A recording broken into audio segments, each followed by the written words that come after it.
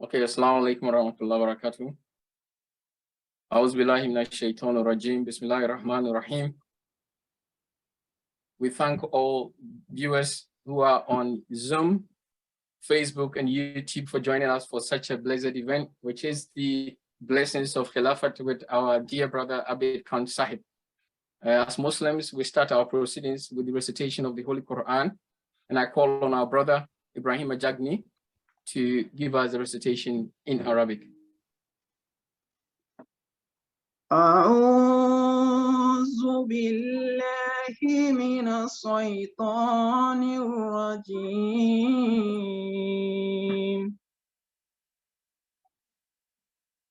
بسم الله الرحمن الرحيم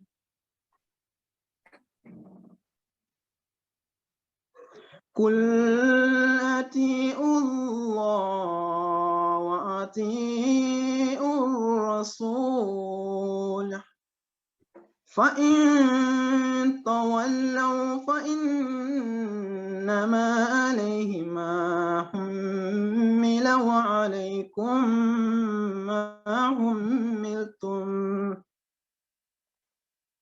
وإن تطيعوه تعتدوا وما على الرسول إلا البلاغ المبين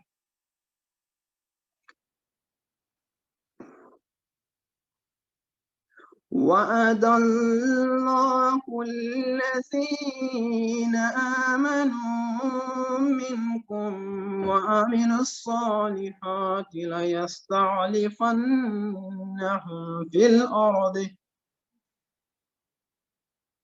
كما استعلف الذين من قبلهم وليمكنن لهم دينهم الذي ارتضى لهم وليبدلنهم من بعد خوفهم أمنا يعبدونني لا يشركون بي شيئا ومن كفر بعد ذلك فأولئك هم الفاسقون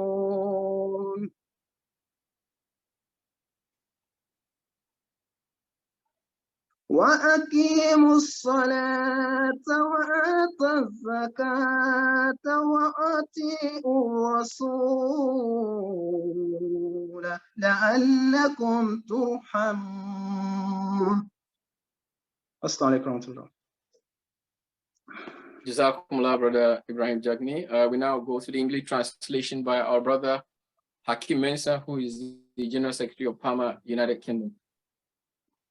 Assalamu alaikum wa rahmatullah. This is the English rendering of the verses just recited before you. I seek refuge with Allah from Satan the accursed. In the name of Allah, the gracious, the merciful. Say, obey Allah and obey the messenger. But if you turn away, he is responsible for what he is charged with, and you are responsible for what you are charged with. And if you obey him, you will be rightly guided. And the messenger is only responsible for the plain delivery of the message. Allah has promised to those among you who believe and do good works that he will surely make them successors in the earth, as he made successors from among those who were before them, and that he will surely establish for them their religion which he has chosen for them, and that he will surely give them in exchange security and peace after their fear. They will worship me, and they will not associate anything with me. Then whoso disbelieves after that, they will be the rebellious. and observe prayer and give the zakat and obey the messenger, that you may be shown mercy. Holy Quran, chapter 24, verses 55 to 57. Jazakumullah. Thank you very much, our brother Hakim Mensah, the General Secretary of PAAMA, United Kingdom, for that English rendering of the recitation of the Holy Quran. I guess we now go on to the main agenda for today. Today is the blessings of Khilafat-e-Ahmadiyya, and we have no other person than our dear brother Abid Khan Sahib, and most of you knows the diary, Abid Khan diary. We've got him today to expand on some of the blessings of Khilafat-e-Ahmadiyya, and if time permitting, we'll be able to answer some of the questions that you've already, sent across. Khilafat is the backbone of every Jamaat. Abid Khan is the press secretary of Hazrat Khalifatul Masih V, and also the director for MTA News. Abid Khan, this is your floor, audience. Abid Khan Sahib. Auzubillahi minash shaitanir rajim. Bismillahir Rahmanir Rahim. Dear Brother Kunadu Sahib, dear respected Chairman Sahib, and all of my brothers and sisters who are taking part in today's event, Assalamu alaikum wa rahmatullahi wa barakatuhu. It's a deep honor and pleasure and privilege for me to address and speak to you all today for a few minutes about the blessings of Khilafat. And I'm sure many of you, or all of you, I'm sure, will know that it is impossible to speak in any type of detail or to do any justice to the blessings of Khilafat in just a few minutes. Every Ahmadi has their own connection with Khilafat. Every Ahmadi has their own stories to tell. And I have been fortunate for several years, as Kunadu Sahib said, to serve as Huzur's press secretary. And through that, I've been able to witness at close hand the true blessings that are attached with Khilafat and obedience to Khilafat.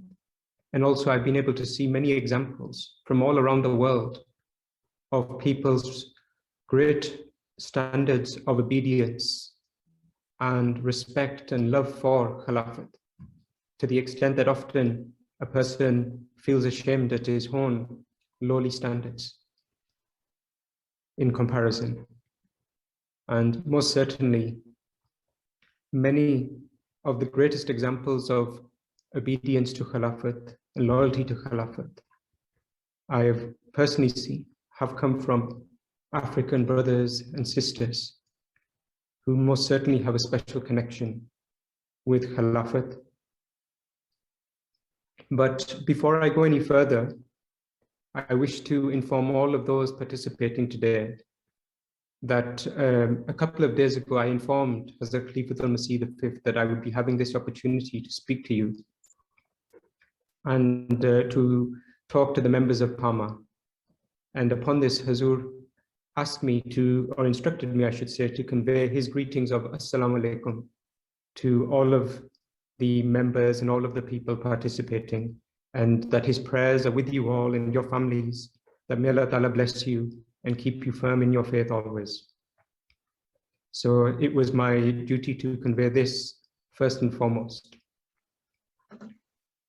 Moving forward, of course, as you are all aware, I'm sure, Hazrat Khalifatul Masih V has a special connection with the African continent and its people due to the years of service as a Waqf Zindagi in Ghana during the 1970s and 1980s, rendered by Hazrat Khalifatul Masih. And even though Hazur left Ghana in the 1980s to return to Pakistan, this connection with Africa and its people never weakened. Rather, it only ever increased.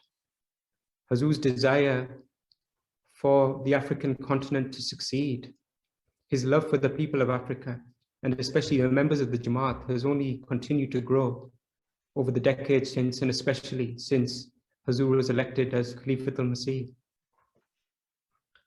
And on a personal level, I can say that my own love and respect for Africans and the African countries, and my understanding of their greatness has only increased many, many fold by seeing Hazur's love for all of the Africans, and especially the Ahmadi members in the various countries.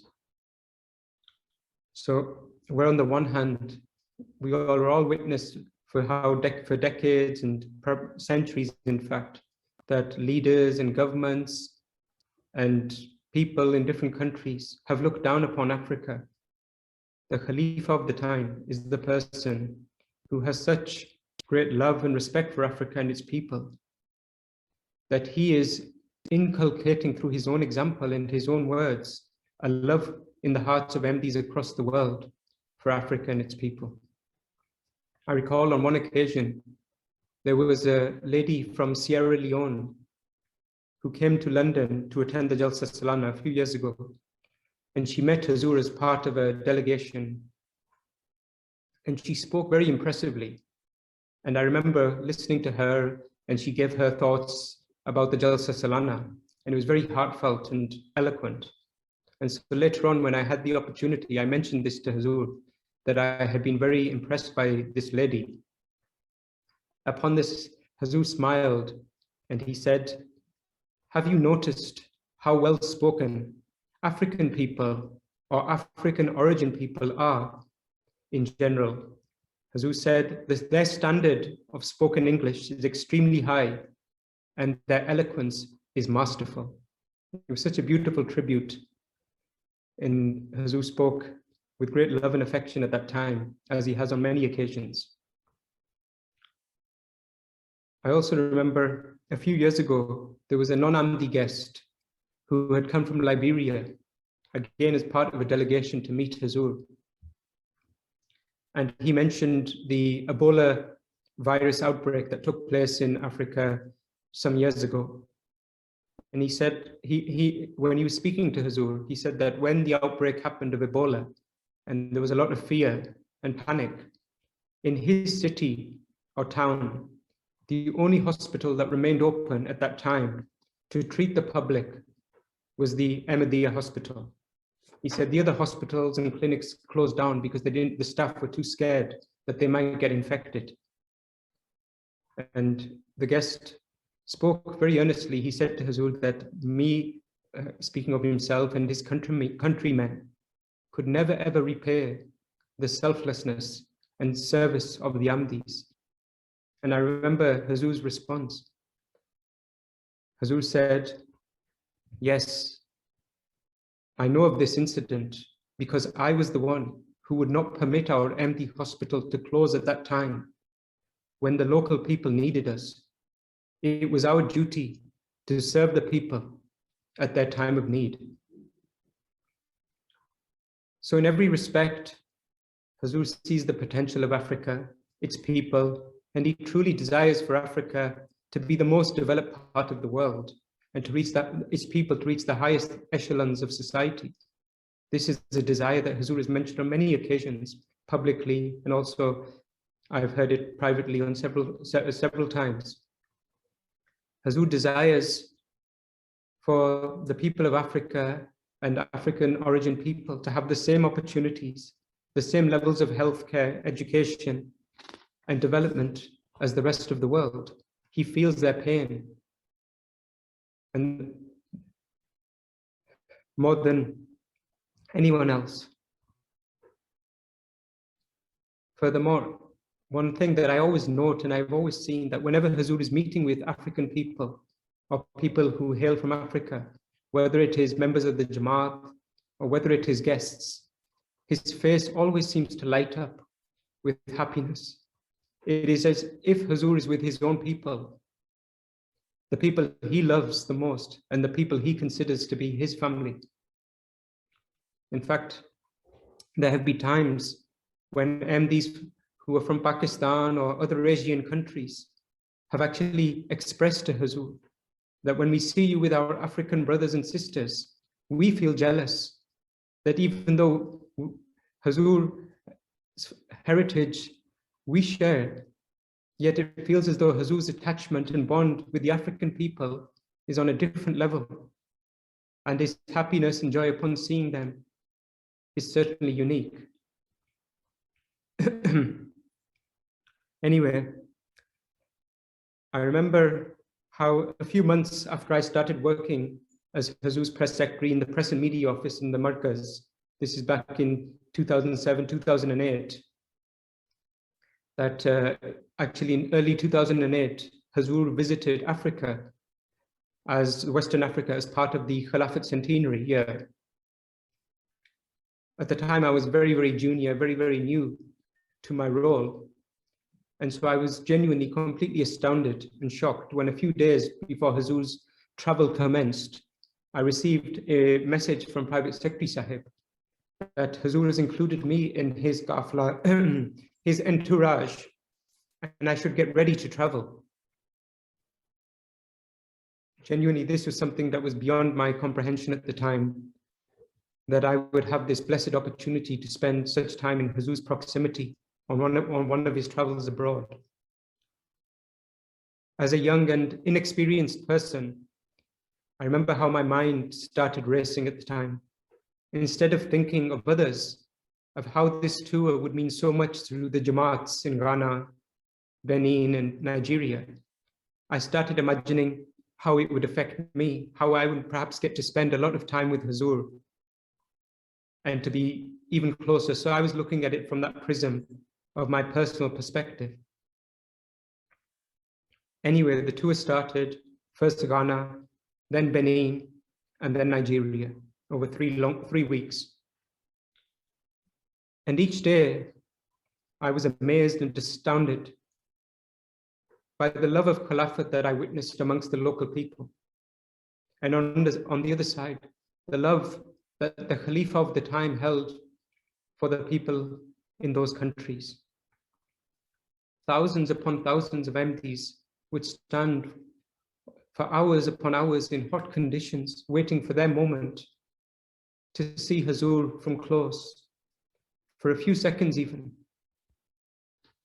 I remember there was one day in Ghana when 3,000 to 4,000 MDs had the chance to meet Hazur one by one.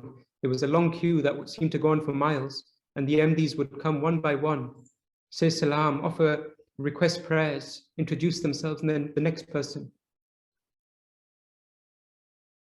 There was another scene that I can never forget. It left a deep imprint on my heart, that the Jalsa Salana Ghana was taking place, and on the morning of the first day after Fajr, Hazur came unexpectedly towards an area where they were cooking food and where there were many African MD ladies who were staying. And upon seeing Hazur, or even hearing that he was coming nearby, the outpouring of love was beyond description, beyond measure. It is something that you can only believe if you saw it with your own eyes. The MD women were so desperate to get a glimpse of Hazur. They were holding up their children, desperate that perhaps Hazur might look towards them, and considering that to be the greatest blessing of their lives, and that considering that their children's lives would be blessed if they could make eye contact with the Khalifa. I still genuinely, when I think of it, get shivers. Another vivid memory from that tour was seeing a young boy, African boy, who was 6 or 7, and he was wearing the Qudam uniform, and he stood to attention outside of Hazur's residence at the Jalsa Gah. Somebody had, one of the Qudam had given him permission to stand in duty. And the way he stood with such determination and pride, you could see and sense that that little boy, who was only 6 or 7, considered it to be his personal duty to protect the Khalifa of the time. He was standing for some time, and then I left. I came back and he was still standing there. And then I went away again and he was still standing there. Eventually, in the evening, perhaps around Isha time, I and one other member of our group came and saw that boy again. And I asked him that, when do you go for your breaks? When do you have lunch? You seem to be at this post always. And very matter-of-factly, the little boy said, I've been doing duty for my Khalifa since Fajr, and I will remain here until I'm given permission to take leave or to take a break. I remember being quite overwhelmed at his response, seeing his pure nature, his diligence, his passion. The officer of Hifazat, Hazur's security, was with me, and he immediately said to the boy that you must go and take leave now. And then we arranged for him to have some food and to take rest. But the spirit within that boy was such that until he could continue to get the blessings, he was not going to step aside.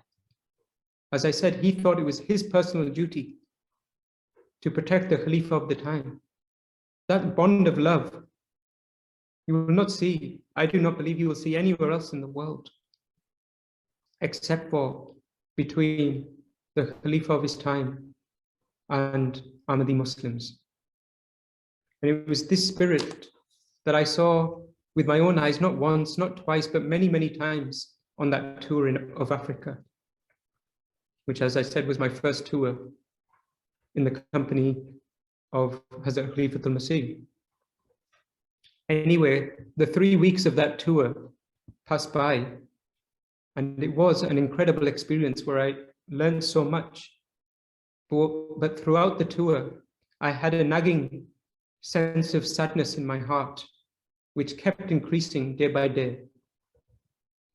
I mentioned initially how when I found out that I would be traveling with Hazur to Africa, I thought of how I will be able to spend a lot of time in Hazur's company. Yet, as the days passed by, I did not get to spend any time with Hazur, and he did not say anything to me during those travels. Sometimes I would be standing just 1 or 2 feet away from Hazur, and I would think that now finally I will have this chance where Hazur will share something or say something, but he never did. And so over those few days, those weeks, my anxiety increased, and I feared that perhaps I've done something wrong, and the Khalifa of the time is displeased with me. The only relief that I had was that though Hazur did not speak to me directly, some of the other senior members of Hazur's entourage would inform me that periodically Hazur would ask them that, how is Abid? Is he okay? Is he well? But he didn't ask me directly. Anyway, on the final day of the tour, which, if I remember correctly, was in Nigeria, Hazur was inspecting some buildings of the Jamaat within the mosque complex. And as he walked from one building to the next, Hazur saw me and he called me towards him. And for the one and only time on that tour, Hazur spoke to me for no more than 30 seconds. Hazur said, I hope you have been observing things on this trip. I didn't bring you here as press secretary. I brought you here for your training as a new Waqf Zindagi, as a life devotee. Perhaps I did not at that moment fully appreciate the weight of Hazur's words, but over the days that followed, the weeks that followed, and certainly over the time that followed, I came to understand very clearly the wise and beautiful way of Hazur's training. Hazur gave me a very clear lesson that day and during that tour, that when he is traveling or attending any Jamaat events or public events, then the focus will always be the local Jamaat, the local MDs, the local people. The staff members who have the blessing to travel with Hazur are there to support and to serve. but they should not have any expectations of their own. Furthermore, the biggest and most important lesson that Hazur wished to give me was to show me that the first-hand the sacrifices that Ahmadis were making for the sake of their faith and the tough conditions many of them were living. He wanted to show me how people around the world were firm in their faith of the promised Messiah ﷺ, and in Khilafat-e-Ahmadiyya. And he wanted to show me that this love was not limited to any ethnic background or heritage, but was truly universal. So that trip was greatly educational for me, and one I look back with great happiness and joy and pride. In future tours, when I did have the opportunity to travel with Hazur again, there were times when I would be able to spend some personal time in Hazur's company or to serve him in a more direct way. But I never had any expectation, and I always knew that the focus would be the local Jamaat, and it was their right. Sometimes people ask me that, have I ever seen Hazur angry? And in 15 years of serving Khalifa Waqt, I can say that the way Hazur controls his emotions is something which is beyond belief. In times of happiness, Hazur remains calm. Similarly, in times of grief or difficulty, no matter how extreme, he similarly remains calm and controlled. I've never seen anyone else to any degree come close in this regard. Very, very rarely, if ever, have I seen Hazur become angry. Perhaps one occasion was also linked to the Africa tour in 2008.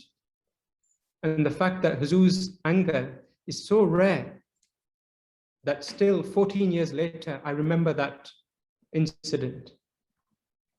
It was during the Nigeria part of the tour that Hazur's Qafla was traveling for 3 days from Lagos to Abuja. It's quite a long travel, difficult terrain. And so by the end of each day, we were all exhausted. At Fajr, on the second or third morning, rather than return to his residence, Hazur, after leading the prayers, Hazur called one of the Murabbis, one of the missionaries who was from Pakistan, but who was serving in Nigeria and who had the duty of arranging the travel. Hazur had found out that the African drivers who were driving the different cars of the Qafla, of the entourage, did not have a proper place to stay that evening. And so instead, some of them had resorted to sleeping in their cars. Hazur was extremely perturbed and upset by this, that the proper arrangements had not been made for our African brothers. And he expressed this very strongly to the missionary. So as I say, amongst all these years, that is one incident where I remember that Hazur was upset and angered to some extent. But that was only due to his love for our African brothers and his concern for their well-being. And it was also a lesson for those organizing the travel that, of course, safety required that the drivers were fully rested and had adequate accommodation. Now, I wish to speak a little bit about Hazur's own time in Africa in the 1970s and 80s. Whenever I hear about Hazur's time in Africa, I'm left in awe at the simple life he and his family lived at that time, and the trust in Allah that Hazur manifested.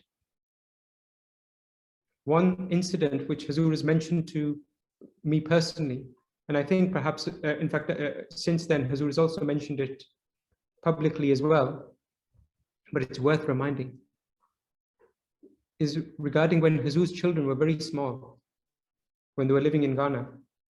I remember Hazur narrating this story to me himself. So I will refer to Hazur's own words. Hazur said, when we lived in Africa, our children were very small, and so we needed to get milk for them, but sometimes it would not be available easily and finished before I had the opportunity to get more. Hazur said, I remember vividly that on one such occasion, the milk in our home was finished, and Hazur mentioned his wife, that she was very worried, but Hazur said that he would not, told her that we will not ask for help from any individual, nor will we put any burden upon the Jamaat. Rather, Hazur said that he told his family that we should do istighfar, seek pardon from Allah, because there are great blessings in this prayer, and thereafter leave the rest to Allah. Now, as a parent of a young child or young children, if you put yourself in that position, you are living in a very remote area of Africa, which isn't your own country. Your children require milk regularly, and there is nothing left. Most of us would seek help from our loved ones or seek help from the Jamaat. But at that moment, at that time of trial, the Khalifa of the time instead said we should seek forgiveness from Allah Ta'ala for our own shortcomings and then leave the rest to him. As I heard Hazur tell this story, I remember feeling very emotional. The thought of Hazur and his family living in such conditions and thinking of how they must have been feeling was very tough to bear and to contemplate. Yet at the same time, it was so inspirational to see that even as a young man living abroad in a foreign land, facing quite severe hardship, never did Hazur exhibit any panic or fear, but remained trusting in Allah Ta'ala. And what was the result? Again, let me refer to Hazur's own words. Hazur said, we continued to pray to Allah Ta'ala. We continued to offer istighfar. And as we did, there was a knock at the door later that same evening. When I opened the door, I saw an MD teacher who had traveled from hundreds of miles and was on his way to Kumasi. He told me that whilst he was traveling, it suddenly occurred to him that our family may be in need of milk for our children. And so he came out of his way, especially on difficult roads, and he had brought a carton of milk. The exact amount that would keep them would be sufficient until they would next be able to get it from the market. And I remember Hazur saying, Alhamdulillah, Allah answered our prayers. I remember in the same conversation, Hazur also spoke more widely about the general conditions. Hazur said, in Africa, when we lived there, often there was a shortage of food. And so my wife would have to improvise, speaking of Hazrat Appajan. And we would eat curries without any meat or even without vegetables, just the broth. For example, sometimes we would have white beans, we would grind them and just make a stock by adding water and some salt and a few whatever spices were in the home. And I remember as Hazur told me this, he had a big smile on his face. And rather than look back at that period with any sadness at the difficulties he faced, rather just happiness that he had that opportunity and that how Allah Ta'ala fulfilled their needs. When you think of African Jamaats, you often think, or certainly I do, of the pioneer Ahmadis in Africa, or some of the elders who served for decades. And one of the people that I always think of is the late Amir of Ghana, Abdul Wahab Adam Sahib, who passed away in 2014. Over the years, both before his passing, during his life, and also since his demise, I have felt and seen Hazur's love for him and his respect for Abdul Wahab Adam Sahib on many occasions. Just to give one example, I remember a few, it must be 10, 11 years ago, Wahab Adam Sahib once came to London, and one day I met him in the private secretary Sahib's office in Masjid Fazal, in the Fazal Mosque. And Wahab Adam Sahib handed me a box of chocolates. And I was surprised. And I asked him that, Wahab Sahib, why are you giving me these chocolates?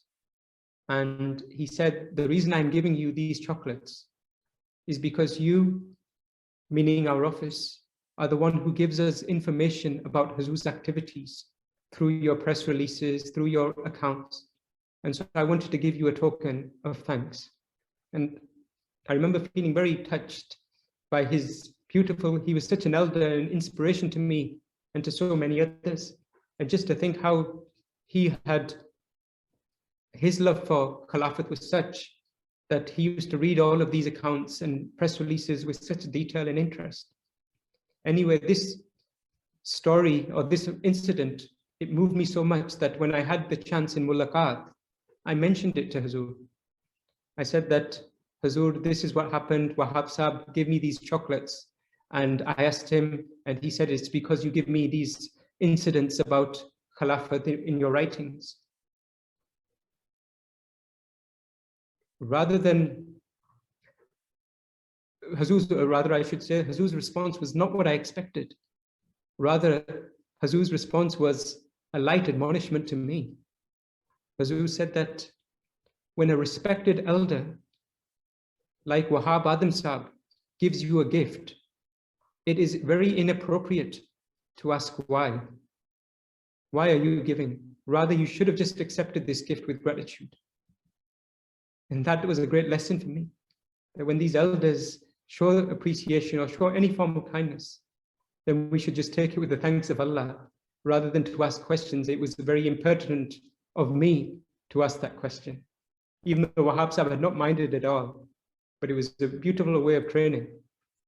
I also remember Hazur was meeting some missionaries during one of his tours. I can't remember if it was Germany or Canada, but there was a group of Ahmadi missionaries. And during the meeting, Hazur, the subject of namaz and the hajjat came up. And Hazur mentioned that it was regretful, and he felt regret that there were some missionaries who found it difficult to even wake for Fajr, never mind waking for Tahajjud. And Hazur said to them that if you are determined to fill your duties as a missionaries, then 1 or 2 hours even should be enough some days for you to survive in terms of sleep. And you must get up and offer Tahajjud with great fervor. And at that point, Hazur gave the example of Wahab Adam Sahib. Hazur said that when he lived in Ghana, once he traveled late at night with Wahab Adam Sahib, and by the time they returned home, it was after, or wherever they were staying, it was after midnight.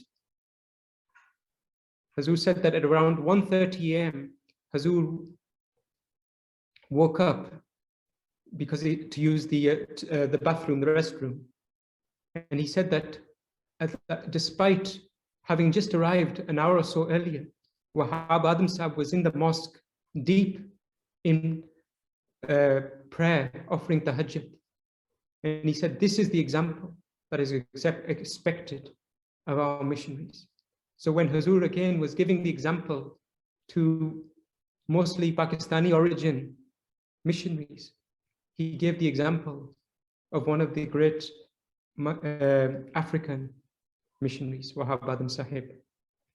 I know the time is very short, and so I'm going to conclude. But before I do so, I just want to briefly mention another gentleman who was an African-American MD called Nasrullah Sahib, who I met a few years ago at the UK Jalsa. He was in his 70s, perhaps even older when I met him. And he told me how he came of age in 1960s in America. at a time when racism was deeply embedded in their society, and at a time when in moral terms, there was the great so-called social revolution, which led to many people, young people, going towards various vices. And he told me that at the time he was, in his own words, a black man on the street. And he said that quite easily, he could have ended up in jail. He could have been killed. Like many of the other young African-American people who he knew at the time, they got involved in crimes, or they started taking drugs. And so they either ended up in jail, or many of them sadly lost their lives. He, though, was one of the fortunate ones that he managed to find Allah Ta'ala. He managed to find Ahmadiyyat. And that path saved him. I remember he said to me regarding what Ahmadiyyat had given to him. He said, "My forefathers were slaves, but it is only in this era that we have gained true emancipation. And we have gained that emancipation through the love of Khilafat-e-Ahmadiyya. The promised Messiah and his Khulafa have given us the freedom for which we struggled and for which we yearned." And at the end, he said, speaking of the USA Jamaat, where he lived, he said, at a time where the black community are still looked down upon in the 21st century in America, our fifth Khalifa has appointed a black person, speaking of Maulana Azhar Hanif Sahib, as our missionary in charge to look after us and to guide us. This is a great sign of Huzur's trust in us and how he wants us to take the lead in changing society for the better. Anyway, Jazakallah for this opportunity. Just before I end, in case some people came late, I just want to remind what I said at the outset, that when I mentioned that I would be participating in this event to Hazrat Khalifatul Masih a couple of days ago, Hazur asked me to convey his salam and his prayers to all of the participants, and prayed for you and your families that you may always remain firm in your faith and stay well. Jazakallah. Thank you for having me. Jazakallah. Assalamu alaikum. Wa alaikum salam wa rahmatullahi wa barakatuh to our beloved Huzur for sending such a warm salam to all of us, and Jazakumullah Abid Sab for that faith-inspiring incident that I believe everyone would have been inspired and learned a lot from. But due to time, I know, you're hiding somewhere in Islamabad, and namaz salat is just in 30 minutes. We have a lot to go through, so I'm just going to rock on with the questions now, if you don't mind. The verse in the Holy Quran speaks of Khilafah turning fear into peace and security. How does the Ahmadiyya Khalifa fulfills this? In the history of the Jamaat, going back to the time of the promised Messiah, and ever since Khilafat-e-Ahmadiyya was established, there have been countless examples of how Khilafat-e-Ahmadiyya has served as a source of peace and guidance and security for the members of the Jamaat. People have their own personal stories. There are Jamaati incidents. Since you were asking, I will give one personal story, which is very personal to me, and then perhaps something more at a Jamaati level. But perhaps it is apt to mention that, especially linked to PAAMA as well, that last year in 2021, my nephew, his name was Sayyid Ali Ahmed, he went to Africa, to Ghana, and on behalf of MPA News. And I'm sure many of you will be aware that sadly and tragically he was martyred during his journey. And I remember the feelings, even though I try not to, the feelings of when I found out this news of what had happened to him. First, we found out that he had been shot. Later, a few hours later, we learned about his passing. And at that moment in time, I can speak from my own personal experience, that I felt that I was completely a broken person. I thought that I do not know how I will be able to live with this. The fact that not only was he my nephew, but also I was his supervisor. I was the person who was, in terms of the Jamaat, responsible for him. And I thought of his family. I thought of his friends. I thought of his loved ones. Of course, his wife and children. And those 2-3 hours were the first 2-3 hours especially, it seemed as though it actually felt as though the world will never be the same. How will we ever move on? But I remember from that moment that I gave this sad news to Khalifatul Masih. The way he held my hand, the way he held the hand of Taleh's loved ones, the way he looked after all the people affected, his workers, his colleagues. It was just incredible. I remember obviously one of my greatest fear at that time, the thing that I felt shamed about, was that it was my duty to protect. And I remember Hazur himself, within hours of Taleh's news, he said to me himself that, do not feel any guilt, because this was the decree of Allah. Then throughout that day, I remember that first day, Hazur's love and kindness. Hazur came to where Taleh's family lived. And this was during the pandemic as well, when Hazur there was a lot of restrictions. He met Taleh's wife, he met the children, he showered them with his love. And then over the course of the week, 10 days that passed, every single moment, Hazur's love and concern was beyond measure, to the point where we reached the day of the janazah, and on the 3rd of September in 2021. And during that sermon, it felt, and before, but especially during that sermon, that all that fear, all that grief was being transformed with every word, with every prayer that Hazur spoke, into peace and security. All those fears that we had of how we will be able to move on, it was through the love and grace of Khilafat that we were. And ever since, Hazur's love and kindness has been truly exemplary, and something that, and this is our personal incident. There are MDs across the world who write to Hazur with their problems, who tell Hazur their innermost thoughts, what their grief is, what their pain is. And it doesn't matter whether you are near or far, Hazur's love and prayers are with you always. There are many people who write that we never were blessed with children, and we tried every single means, but then Hazur kept praying for us, and he kept giving us encouragement, and Allah Ta'ala enabled us to be blessed with not just one, but in some cases many children. I'll give another example, which is perhaps a wider example.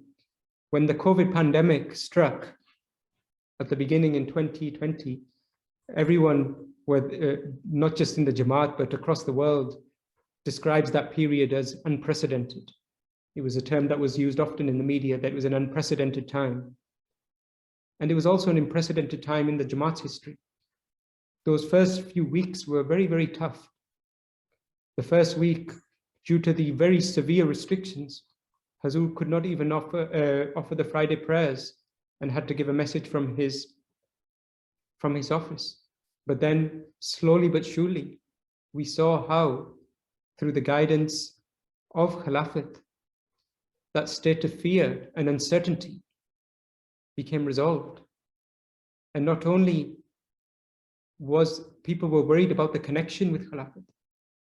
But rather than decrease, we actually found through the virtual mulaqats that started a few weeks later, how that connection reached a new level, a new sphere where Jamaats all across the world who had previously thought perhaps we will never have the chance for Khalifa Waqt to visit us, they were now the ones who were first in line to meet Hazur virtually. So this is how Hazur's prayers and guidance, whether it is on a personal level or on a Jamaati level, truly are those that time and time again transform transform fear and uncertainty into a state of peace and security. Jazakallah.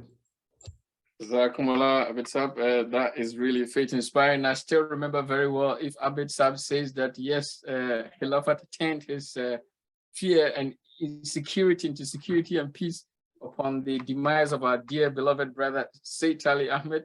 That is very true, because I remember very well when I called him around 2 a.m. To give him that message, and I could sense it from Abid Sahib's voice. He was really down. But then Alhamdulillah, Khilafat, resurrected him, and then he got his life back.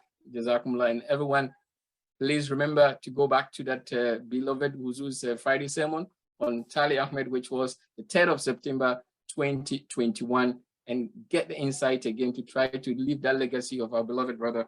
I'll move on to the next question, and that's how can the youth of the Jamaat strengthen their bond with Khilafat, which can play an important role for the progress of the Jamaat? Exactly. I think we all know that the role of the youth is very, very important and fundamental to the success of the Jamaat. It's the Khudam Ijtima next week, and I'm sure they will have their slogan that nations of Hazrat Muslim Maud, that nations cannot be reformed until the reformation of their youth, displayed proudly all across the Ijtima. And this is the slogan that Khalifatul Masih reminds us of regularly. But at the same time, Hazur also reminds us that it should not just be a slogan, something that we take pride in these profound words. Rather, it should be a motivation to us, and especially the young members of the Jamaat, that we have a great role to play. We can bring about a big change in society, but it is contingent upon bringing about a great change within ourselves. And the way to do that is to listen to the sermons of the Khalifa, listen to his programs, develop a personal connection with him, so that then you will be the recipient of his prayers, and also you will learn from him. You will learn how to live a moral life, and how you can then influence others. Hazur often speaks about how this Western, especially people living in Western society, that it should not be that we are influenced by them, by immoral ways or vices that are common in these societies. Rather, we should, through our good conduct, our righteous conduct, we should be the examples for others. And it shouldn't be that, I've heard Hazur say many times, that it shouldn't be that you are 12, 13, 14, and you think that you are too young. Actually, you're not. In your own circles, amongst your friends, you should be that person who is known for their good conduct, who is known for being diligent in their faith, and set an example for others. But so certainly I would suggest to all MDs, and based on my own personal experiences, to build your bond with Khilafat. It is never too early. And the more you seek to build your bond with Khalifa of the time, you will see how his love for you will surely increase, his prayers for you, and you will see the blessings in your life. Jazakallah. Jazakumullah. I know time is running on us, but then we'll continue with the questions. I think probably you can squeeze in two more questions. Why do we have to obey any advice, guidance, or instructions of Khalifatul Masih when in actual fact the Holy Quran and even our pledges say that we must only obey the Ma'ruf decisions of the Khalifa? I think this is a question that that Hazur himself has answered on many occasions, and quite in the recent past in some of his sermons and addresses, Hazur has mentioned this very point, that people do ask this question, that we say in our pledges that we will be bound by all Maruf decisions. So then why is it that we should listen to everything that the Khalifa of the time says? And Hazur's response to this is that everything that the Khalifa of the time says is based upon the teachings of the Quran, upon the teachings of the Holy Prophet ﷺ. And this is how the promised Messiah and why the promised Messiah came in this era. That where people, Muslims, had gone away from their faith, he brought people back to the true teachings. So through his instructions, the Khalifa of the time, and the fact that it is our firm conviction that he is guided by God, then we should also have this conviction that whatever his instructions are, they are maruf, they are for the betterment of ourselves and for the betterments of society and for the unity both within the Jamaat and for society as a whole. Jazakumullah. I think this particular question is very much attached to my heart as well, and that is, you being the director of MTA News, in relation to MTA, how has the Khalifa's guidance helped in sending MTA to the African continent? Indeed. I think that the output of MTA Africa speaks for itself, that the Khalifa, that Hazur, in his guidance and his wisdom, established this channel of MTA Africa. And he decided and directed that it should not just be a channel which is reproducing the programs of MTA One or MTA World. Rather, we should have original programming from Africa showing the bonds of unity within the Jamaat, the examples of faith amongst the local people, and it should be according to the needs of the local people of Africa and according to their temperaments. And Hazur often speaks with great happiness, at Jalsa Salana he also mentioned it, about how MTA Africa is not just playing a role within the Jamaat, but is now actually, through the various contracts and deals that have been made with several national broadcasters or private broadcasters in the African countries, is now being shown to many, many millions of people in different countries. And in this regard, MTA Africa is far beyond, has gone far beyond what is happening in other parts of the world. And this is the vision of Khalifa Waqt. And I'm sure that is the vision of Khalifa Waqt, that one day MTA will be broadcast on the national broadcasters in other parts of the world as well. But it is an honor and privilege and a good works of the Africans that they are leading the charge in this, mashallah. Jazakumullah, Jazakumullah, Alhamdulillah. I guess at this point, with the permission of Abid Sahib, we'll probably move on to, and maybe you may want to kindly, I know it's been quite difficult to catch you for PAAMA, but hopefully, inshallah, we'll get you again. Now that you've told us, beloved Huzur loves us, you also show much more love for us. Don't worry, we'll give you more chocolates, inshallah. We now call on the president of PAAMA United Kingdom, and we thank Abid Sahib for that wonderful time with us. And I believe, inshallah, he'll give us another slot for us to have a wonderful session with him. But now we move on to the closing session, which is the closing remarks by our beloved brother, Tommy Cullen Sahib, who is the PAAMA United Kingdom president. Tommy Cullen Sahib. Jazakumullah, Bismillahir Rahmanir Rahim. In the name of Allah, most gracious, ever merciful. My dear and most respected Abid Khan Sahib, my beloved members of my PAAMA family, and our honored guests who have joined us here today. Assalamu alaikum wa rahmatullahi wa barakatuhu. The blessings of Khilafat are indeed manifold and variegated, and one of the many blessings of Khilafat is that all our Khulafa, both the Khulafa Rashidin and indeed the Khilafat-e-Ahmadiyya, have all striven to establish Salat, the institution of Salat, among the community of believers. As has been mentioned, as we've heard the Azan, we are very close to Maghrib Salat now, especially for those of us in the south of the UK who go by the prayer timings in Masjid Mubarak with our beloved Khalifa there. So I shall indeed endeavor to be very economical in my closing remarks. From the moment this event was announced, there was a lot of interest expressed both from members of PAAMA and indeed non-PAAMA members as well. And that is evidenced by the large attendance here today in this Zoom call itself, and also over Facebook and especially over YouTube as well, the YouTube streams.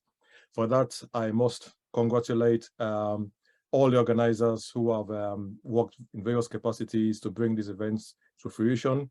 And I also like to thank all those who have taken time out to grace this event with your attendance.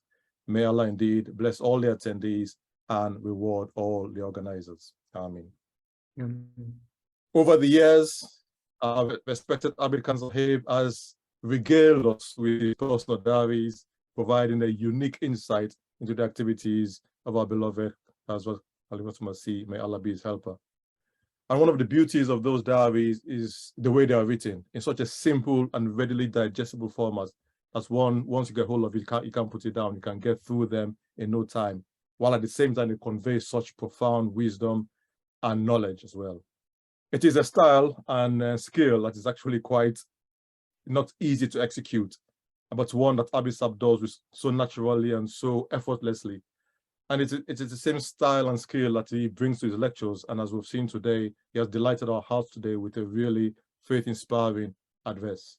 So let me therefore, on behalf of all members of the PAAMA family, express our deepest and profound gratitude and appreciation to our respected Abid Sahib for delivering such an enlightening and indeed inspiring address today, and for also taking the time to respond to all the questions which have been posed by the PAAMA members. Jazakallah. Yes. I know that as press secretary of the Jamaat, he has duties and responsibilities of variety and volume. And I know that even today he had a family mulakat there. That's the reason why he's in Islam, but obviously he has mulakat with Huzu every day anyway, but he also today has a family mulakat there.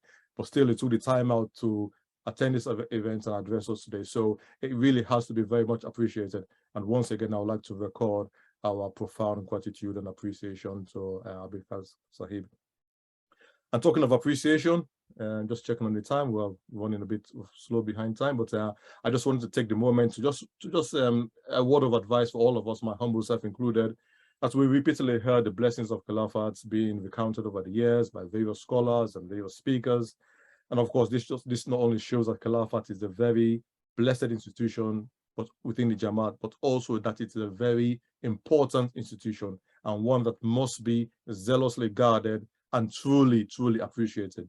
The verse of the Holy Quran that was recited at the start of this program, which is known as Ayat al-Saklaf, one of the verses, I should say, the middle verse that was recited, chapter 24, verse 56, that's the verse in which Khilafat is promised to the believers.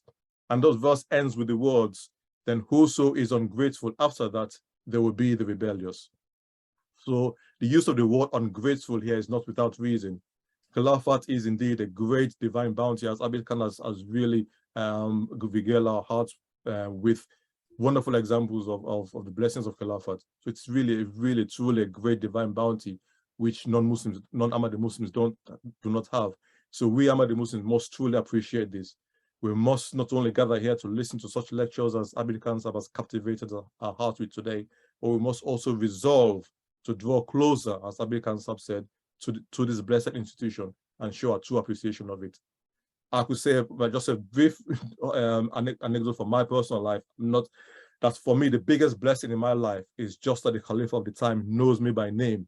I'm going to discount all the blessings of working close to Huzu, reporting to him, having mulakat with him, and receiving gifts from him many times. But for me, discounting all of that, the best thing for me is the fact that he knows me by name. He knows, and if they mention to him the name Tommy Kalon, he knows who that is, whatever. That's for me, that's the biggest blessing. So all Ahmadis should strive to have that knowledge and that relationship with the Khalifa. And that can be done through letters as well. Huzu has mentioned, Huzu has recognized people from just letters they write to him. If you write letters, if you have the habit of writing consistently, persistent to Khalifatul Masih, he will know you and you will develop a relationship with him. And that can be done even before you come to the UK. Even before you meet him. Obviously, myself, I grew up in Africa, as you all know, and before I came to the UK, I was in the habit of writing to the then fourth Khalifa. So develop this habit of writing to the Khalifa so he knows you by name, and this will be a great blessing for you. So in terms of appreciation, I just wanted to read one paragraph only from the commentary of the second Caliph of Muslim Maud on this verse, on this very sentence, this verse ends. Then whoso is ungrateful after that, they will be the rebellious. Just a brief commentary. It says the words whoso is ungrateful after that, they will be the rebellious, signify that Khilafat is a great divine blessing. Without it, there can be no solidarity, cohesion, and unity among Muslims, and therefore they can make no real progress without it. If Muslims do not show proper appreciation of Khilafat by giving unstinting support and obedience to the Khalifas, they will forfeit this great divine boon, and in addition, they will draw the displeasure of God upon themselves. So this was a brief words from our second Khalifa. I end with a prayer. For now, that I pray that all PAAMA members truly realize the important significance of this celestial institution of Khilafat, and that we, the PAAMA members, become foremost in our response, in our allegiance, our loyalty, our devotion, and indeed our service to Khilafat. May Allah so ordain and bless us all profoundly. Amen. But I would be remiss in my duty here today if in the end I do not acknowledge on behalf of the entire PAAMA family the loving salam which our beloved Khalifa has conveyed to us through Abid Sahib and his prayers as well. For me, that was the highlight of this event. My heart has been aglow ever since Abid Sahib mentioned, and twice he mentioned it as well, that our beloved Khalifa, when he was notified of this event, conveyed his loving salam to us and also his prayers for us. Abid Sahib, please, in return, please kindly convey our beloved salam, our loving salam to our beloved Khalifa as well, and our prayers for our beloved Khalifa, for his health, for his long life, for his progeny, for the success of the Jamaat. The Jamaat continues to bless through him. That Allah, more than ever before, that Allah may grant him his support and succor. And we're really humbled by this loving gesture that our Khalifa has done for us, and we really want him to know that we by reciprocation we convey our love as well to him, and salam as well, and prayers as well. Jazakumullah. Thanks for having me. Wassalamu alaikum. Wa alaikum salam wa rahmatullah. Jazakumullah, President Sahib, for that message for all of us. And I believe what we take home here is we all need to get our connection with our beloved Huzur. With this, we request our dear brother Abid Sahib to lead us in the silent prayer. Jazakallah, please join me in silent prayer.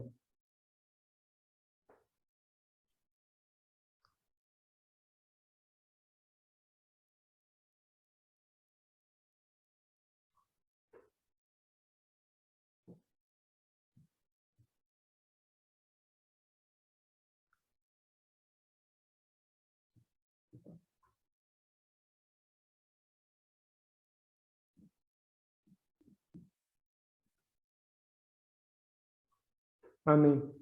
Ameen. Jazakumullah to everyone. And I believe with Abid Sahib's permission, this is going to be probably part 1, and part 2 would probably be on his way before the end of the year, inshallah.